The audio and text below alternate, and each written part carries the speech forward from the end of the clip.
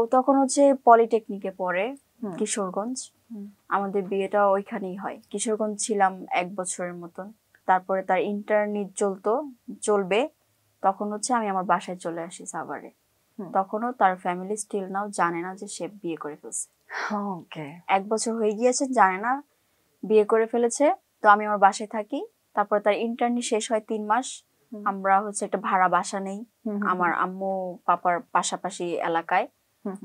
তারও 4-5 মাস পরে সে বাসায় জানাইছে, মানে বলতে গেলে কাইন্ড অফ 2 বছর ছুঁই বাট না। তারপরে জানাইছে যে আমি বিয়ে করে ফেলছি। পরে ফ্যামিলিতে একটু প্রবলেম করছে, তারপরে মেনে নিছে।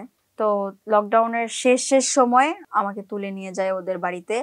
ওখানে কিছুদিন থাকার পরে আমি আবার চলে আসি, কারণ সে হচ্ছে ভর্তি হবে নতুন করে, আবার হচ্ছে পড়ালেখা স্টার্ট করবে। তো সে হচ্ছে IUBAT তে এগ্রিকালচার নিয়ে পড়া স্টার্ট করে।